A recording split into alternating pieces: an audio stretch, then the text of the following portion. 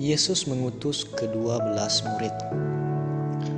Maka Yesus memanggil ke-12 muridnya, lalu memberikan tenaga dan kuasa kepada mereka untuk menguasai setan-setan dan untuk menyembuhkan penyakit-penyakit.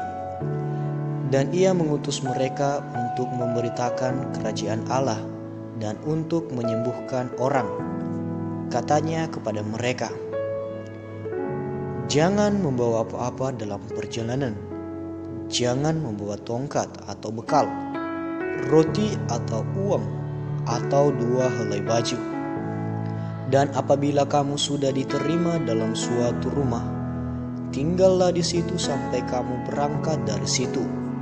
Dan kalau ada orang yang tidak mau menerima kamu, keluarlah dari kota mereka dan kebaskanlah debunya dari kakimu sebagai peringatan terhadap mereka."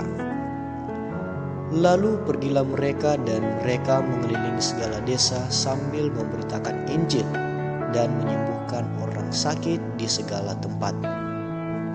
Herodes dan Yesus.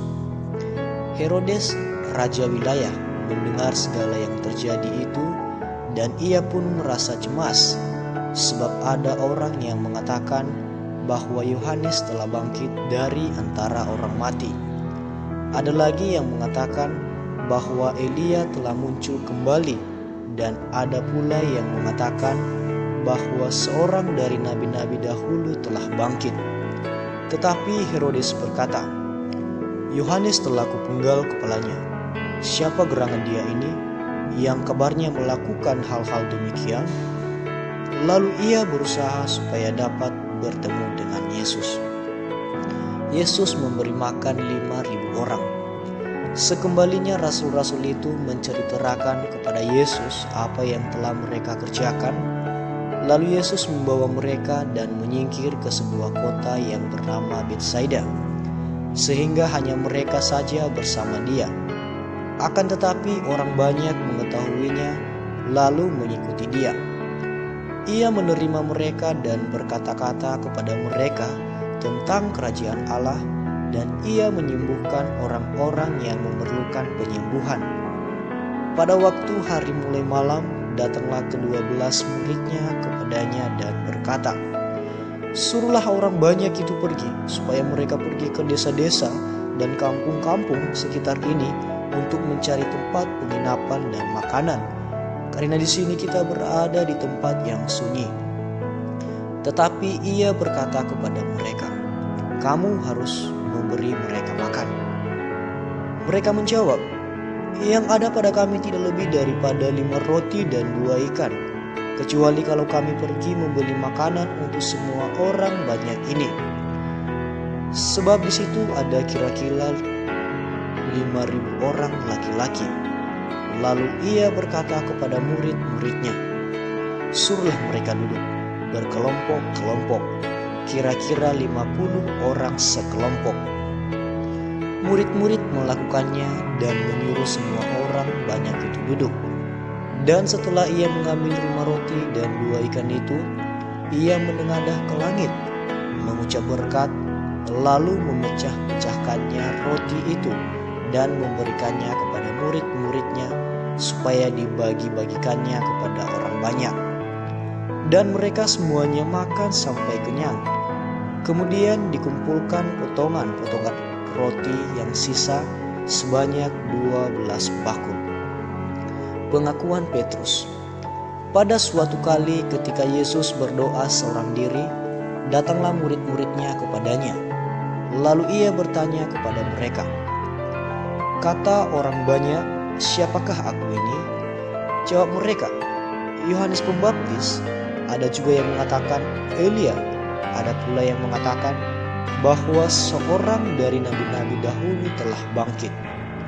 Yesus bertanya kepada mereka, "Menurut kamu, siapakah aku ini?" Jawab Petrus, "Mesias dari Allah." Lalu Yesus melarang mereka dengan keras supaya mereka jangan memberitahukan hal itu kepada siapapun.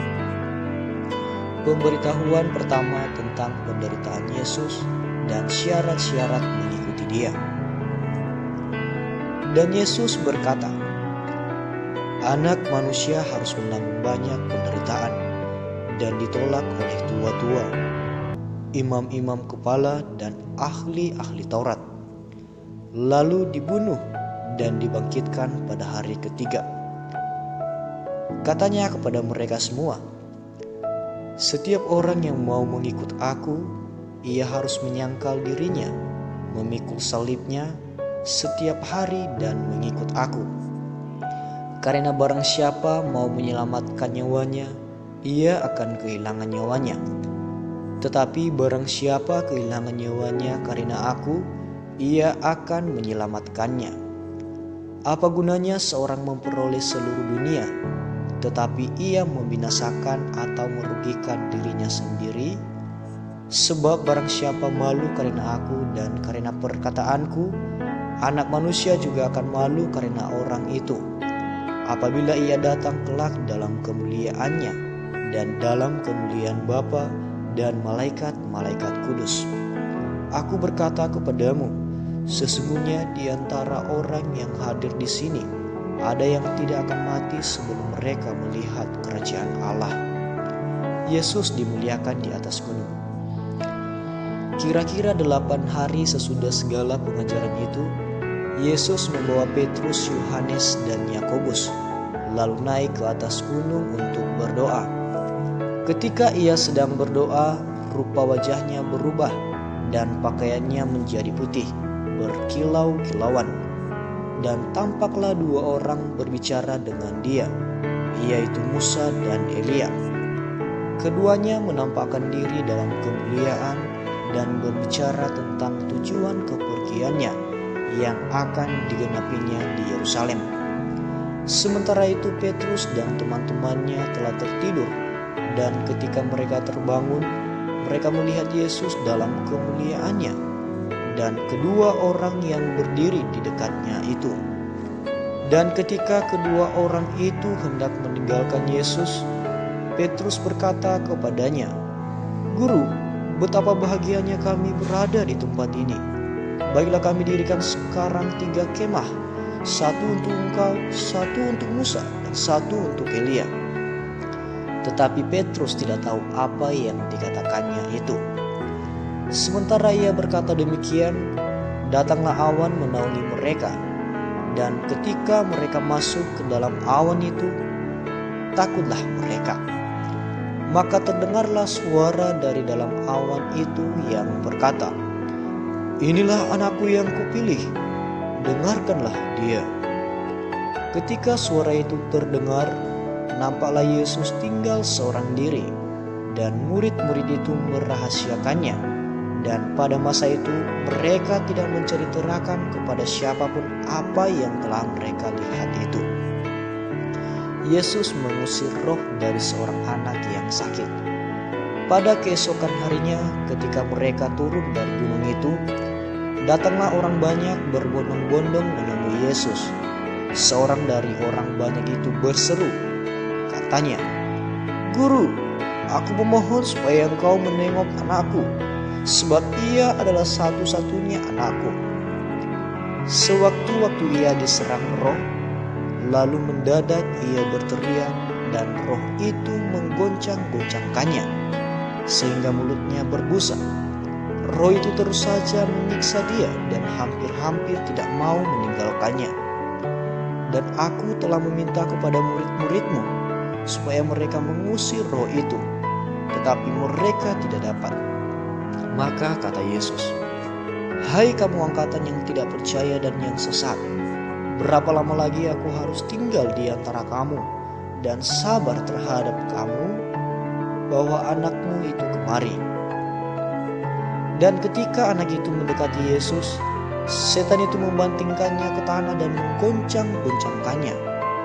Tetapi Yesus menegur roh jahat itu dengan keras dan menyembuhkan anak itu, lalu mengembalikannya kepada ayahnya. Pemberitahuan kedua tentang penderitaan Yesus. Maka takjublah semua orang itu karena kebesaran Allah. Ketika semua orang itu masih heran karena segala yang diperbuatnya itu, Yesus berkata kepada murid-muridnya, dengarlah dan camkanlah segala perkataanku ini. Anak manusia akan diserahkan ke dalam tangan manusia."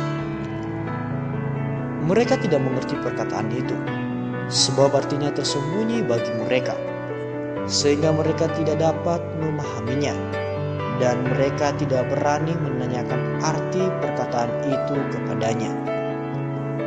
Siapa yang terbesar di antara para murid? Maka timbullah pertengkaran di antara murid-murid Yesus tentang siapakah yang terbesar di antara mereka. Tetapi Yesus mengetahui pikiran mereka.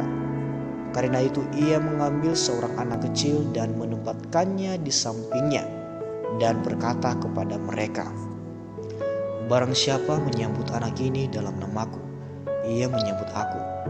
Dan barang siapa menyambut aku, ia menyambut dia yang mengutus aku. Karena yang terkecil di antara kamu, sekalian dialah yang terbesar." Seorang yang bukan murid Yesus mengusir setan. Yohanes berkata, "Guru, kami lihat seorang mengusir setan demi namamu. Lalu kami cegah orang itu, karena ia bukan pengikut kita." Yesus berkata kepadanya, "Jangan kamu cegah, sebab barang siapa tidak melawan kamu, ia ada di pihak kamu." Yesus dan orang Samaria. Ketika hampir genap waktunya, Yesus diangkat ke sorga. Ia mengerahkan pandangannya untuk pergi ke Yerusalem, dan ia mengirim beberapa utusan mendahului dia. Mereka itu pergi, lalu masuk ke suatu desa orang Samaria untuk mempersiapkan segala sesuatu baginya. Tetapi orang-orang Samaria itu tidak mau menerima dia, karena perjalanannya menuju Yerusalem. Ketika dua muridnya yaitu Yakobus dan Yohanes melihat hal itu, mereka berkata, "Tuhan, apakah Engkau mau supaya kami menyuruh api turun dari langit untuk membinasakan mereka?" Akan tetapi ia berpaling dan menegur mereka. Lalu mereka pergi ke desa yang lain, hal mengikut Yesus. Ketika Yesus dan murid-muridnya melanjutkan perjalanan mereka, berkatalah seorang di tengah jalan kepada Yesus, "Aku akan mengikut Engkau kemana saja Engkau pergi." Yesus berkata kepadanya, "Serigala mempunyai liang dan burung mempunyai sarang, tetapi Anak Manusia tidak mempunyai tempat untuk meletakkan kepalanya." Lalu ia berkata kepada seorang lain, "Ikutlah aku." Tetapi orang itu berkata, "Izinkanlah aku pergi dahulu menguburkan Bapakku." Tetapi Yesus berkata kepadanya, "Biarlah orang mati menguburkan orang mati, tetapi engkau pergilah dan beritakanlah kerajaan Allah di mana-mana." Dan seorang lain lagi berkata, "Aku akan mengikut engkau, Tuhan, tetapi izinkanlah aku pamitan dahulu dengan keluargaku." Tetapi Yesus berkata, "Setiap orang yang siap untuk membaca tetapi menoleh ke belakang tidak layak untuk kerajaan Allah."